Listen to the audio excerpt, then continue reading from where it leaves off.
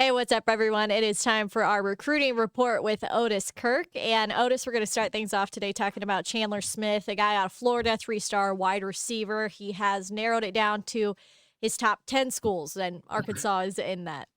Yeah, and they're lucky to be in it because this kid can run a 10,500 meters. He can fly. He's 6'3", 180, and that's what they're looking for at receiver.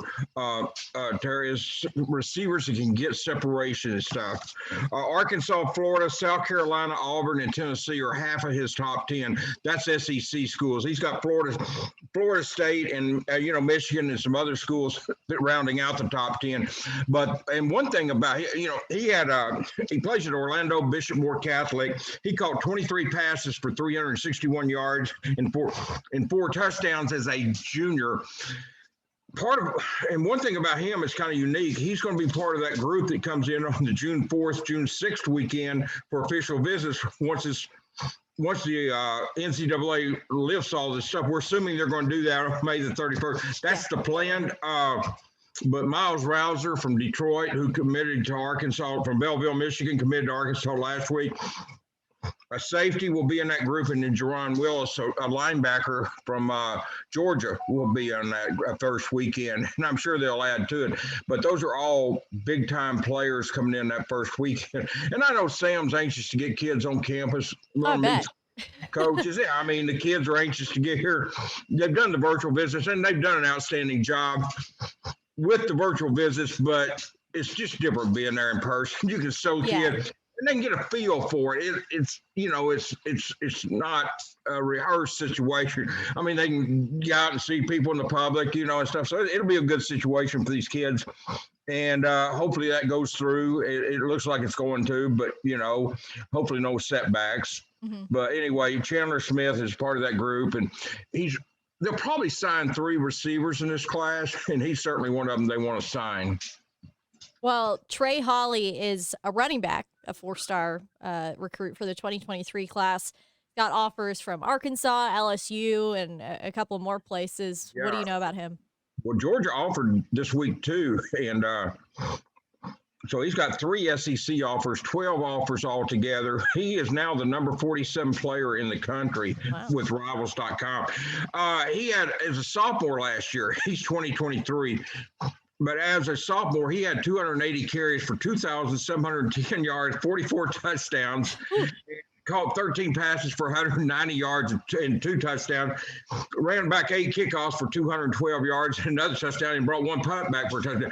I talked to him this week. We had a story on Pig Trail Nation Hogville. Yep. And his goal is to rush for 3,000 yards. This kid's unbelievable. He is 5'8", about 195. Not very tall, but very stocky. Reminds me a lot of Dennis Johnson. Maybe if you think of Dennis Johnson's build, But Trey is really a strong runner. I mean, and they lost their final game of the season. They made it to the state championship game, and that's the only game they lost all year.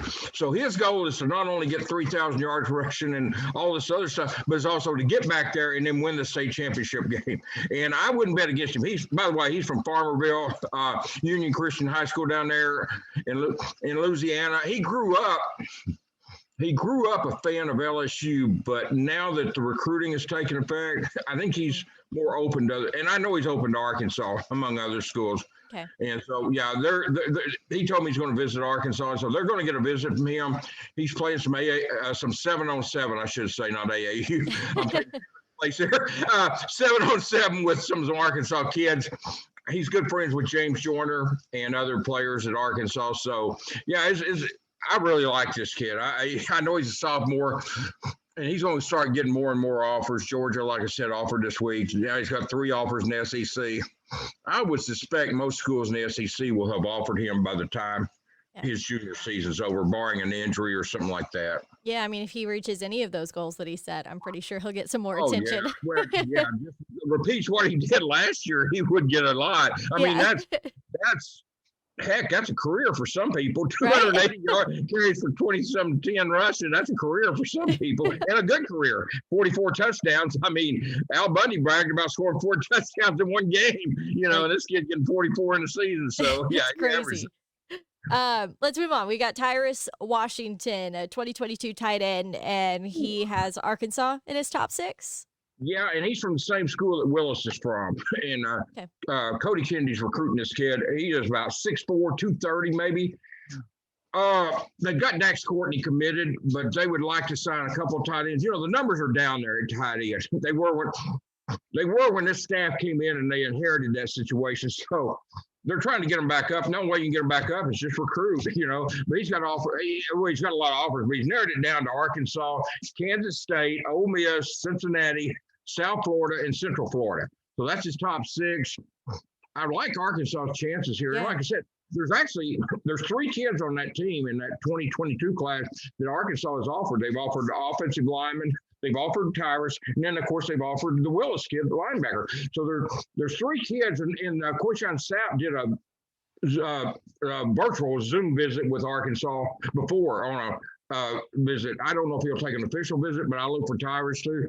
But yeah, I mean, this is a kid that would fit in perfectly with Dax Courtney at tight end, and it would help Coach Kennedy get that numbers back up in that room and get it where it needs to be, And Arkansas, but he's a talented kid, big kid who gives them a big target for the quarterbacks.